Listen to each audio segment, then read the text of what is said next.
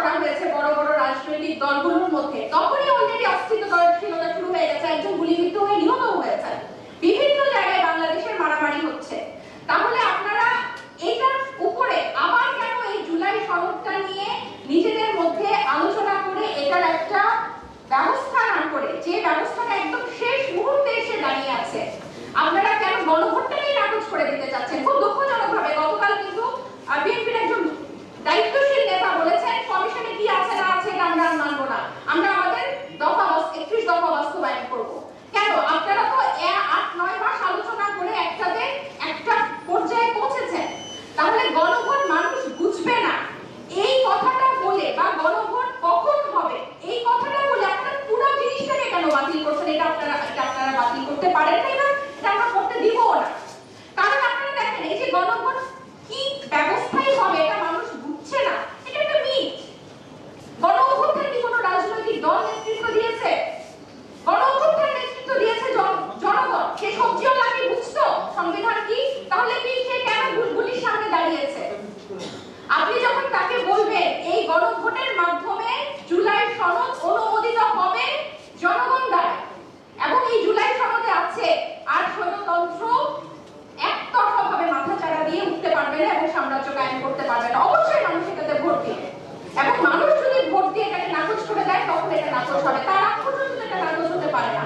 আপনারা এটার সময়, এবং আপনি দেখেন কি দুঃখজনক ভাবে গত 2-1 দিনের বক্তব্য দেখেন বড় বড় নেতাদের, বলছে যে জেনজি হচ্ছে একটা মানে ভিশনলেস, তারা আদব কায়দা জানে না, বড়দেরকে সালাম দেয় না, দিনের বেলা দেরিতে করে ঘুম থেকে উঠে। এভাবে দেখে কিন্তু আপনারা একটা জেনারেশনকে ছোট করার চেষ্টা করছেন। তার মানে কি যারা ঠিক মতো ঘুম থেকে ওঠে, যারা বড়দেরকে শ্রদ্ধা করে, তারা কি আছে এই জিনিসটার পক্ষে, এই গণতন্ত্রের উত্তরণের পক্ষে কি তারা আছে?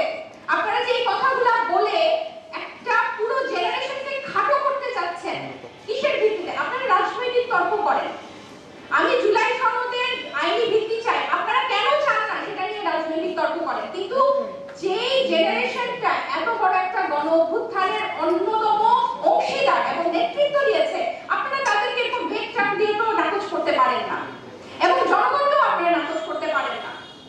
এখানে কিন্তু শুধু এই অনুষ্ঠানটা শুধু কিন্তু নারী প্রশ্নে না, আমি আপনাদেরকে এটা বারবার বোঝানোর চেষ্টা করছি, এটা কিন্তু নারী প্রশ্নে না, এটা জাতীয় প্রশ্নে। এবং ওই ফরেন সার্ভিস একাডেমির ভিতরে আপনারা নারীদেরকে ইনক্লুড করেন নাই মানে এটাতে নারীরা নাই এমনটা ভাবার কোনো কারণ নাই। আমরা কিন্তু এখানে আছি এবং এটা নিয়ে আমাদের আলোচনা কিন্তু জারি থাকবে। আমরা একদিকে যেরকম নির্বাচন পেছানোর পক্ষে না, নির্বাচন ফেব্রুয়ারিতেই হবে, অন্যদিকে এই জুলাই সনদের বাস্তবায়নও কিন্তু আইনি ভিত্তির মাধ্যমে এবং গণভোটের মাধ্যমে জনগণ থেকে অনুমোদন নিয়েই কিন্তু করতে হবে। আরেকটা ছোট প্রসঙ্গ বলে আমি শেষ করছি। এই জুলাই সনদ বাস্তবায়নটা কি, আদেশটা কে জারি করবে? এটা নিয়েই দ্বন্দ্ব। আমরা বলেছি এটা করবে প্রধান উপদেষ্টা, অন্যরা বলেছে এটা সংবিধানের নাই। রাষ্ট্রপতি চুপ্পুকে কিন্তু আমরা অনেক আগেই তার অপসারণ চেয়েছিলাম।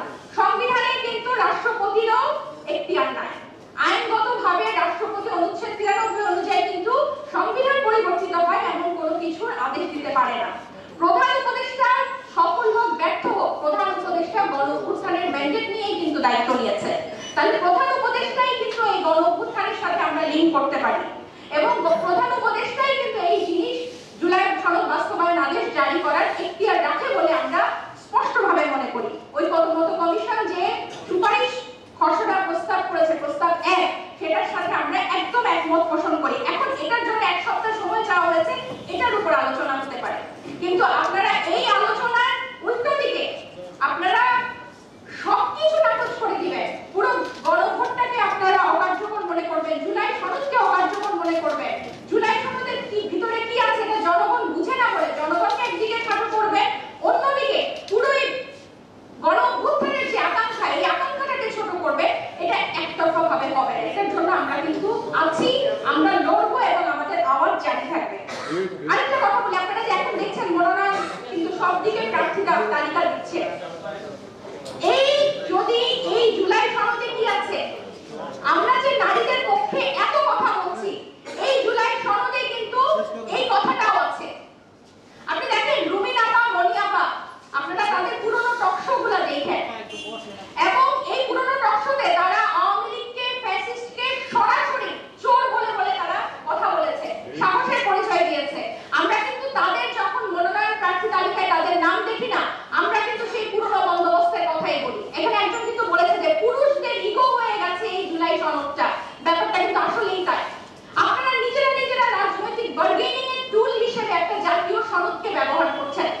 প্রেসিডেন্ট আমরা হতে দিব না।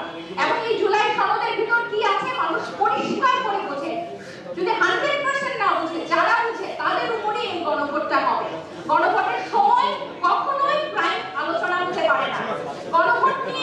গণভোটের সময় নিয়ে আপনারা যেরকম এই জামায়াত ইসলাম যেরকম লোয়ার হাউসের পিআর নিয়ে রাজপথে গেল, তারপর এসে আবার ঠিকই জুলাই সনদে সই করলো, এখনো যাতে আবার সেরকম একটা ঠুনকো রাজপথে যাওয়া না হয়, যে তারা এই আলোচনা থেকে ফোকাস সরানোর জন্য গণভোট কখন হবে সেই আলোচনাকে প্রাইম করে তুলেছে।